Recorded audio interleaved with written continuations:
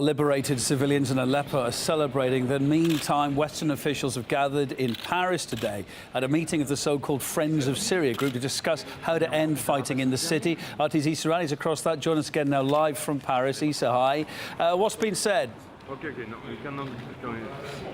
Yes, this meeting being held here in Paris of the so-called Friends of Syria group, the foreign ministers of states who have been aligned against the Syrian government and the president of Syria, Bashar al-Assad. Now, after the talks finished, there was a press conference and we heard from the American, French, German and Qatari foreign ministers. The French foreign ministers spoke at length about the need of Russia and Syria to stop their attempts to liberate the city, and of course the German foreign minister also speaking, admitting that there was a presence of al-Nusra fighters in the city. And the tone really was one of contrast, a contrast to those scenes we just saw there of delight of thousands upon thousands of civilians who've managed to leave eastern Aleppo, reunite with family members after many years. But yet the tone at the press conference today and the talks was one that was much more negative about the liberation of Aleppo.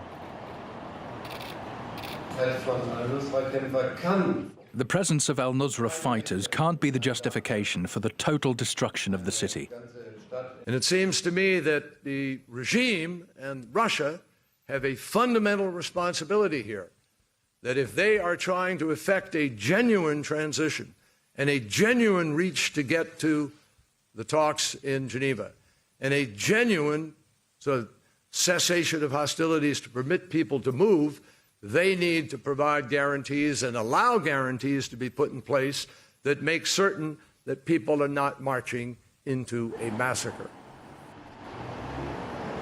We've heard, of course, from many of the civilians who have since fled eastern Aleppo that when they had previously tried to escape the area, that it was the rebel groups who had kept them in and had not allowed them to leave, and in fact had shot and killed some people who had made attempts to go to safer areas. And I had an opportunity during the question and answer session to put this to John Kerry, and we can have a listen now as to what he had to say. Certain elements of the opposition have threatened people who were going to leave, and in some cases prevented humanitarian assistance from being delivered. That is a very serious offense also. And we have taken steps with respect to anyone we have communication with. We don't have communication with all of these groups.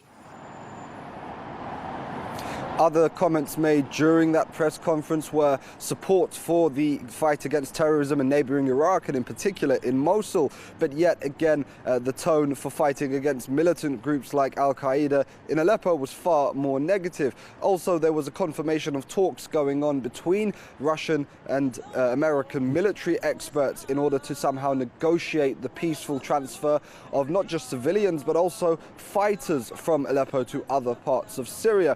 But as we heard just there from Mr. Kerry, the Americans admitting that they have very limited control over some of these groups, so it remains to be seen how exactly they hope to negotiate on their behalf.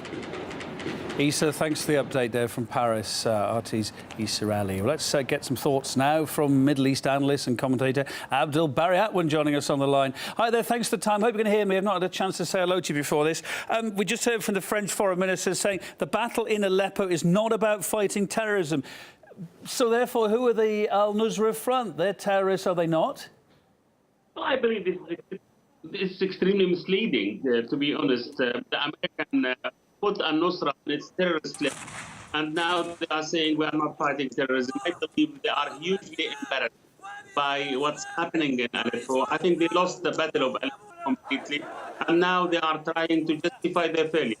It's not a very good line. You break it up a little bit, but we'll stay with you for a little more. The German foreign minister said, I'm just quoting here, that fighting terrorists is no justification for the destruction of the city. Why don't we hear those kind of same words when it comes to describing the US-led coalition in Mosul, fighting ISIS in Iraq? The same words, the same parallels weren't used there, were they? No, they wouldn't say that. They wouldn't actually say anything about Mosul. Definitely the bombardment of the American warplanes in Mosul, destroying a lot of buildings there. but they are not using this term at all when it suits them.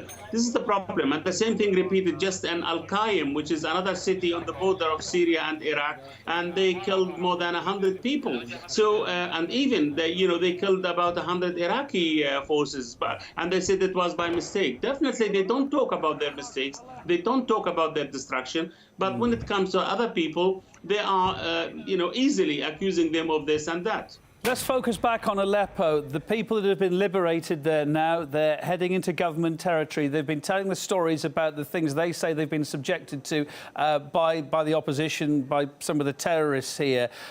They're expressing a lot of relief. They've not been able to see their families, some of these people, for years. Why are we not hearing more praise for what's happening, or at least for these people that are actually genuinely saying we're now going to a better place?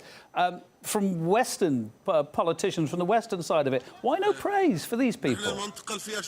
No praise simply because, they don't want to praise the Russian and the Syrian success.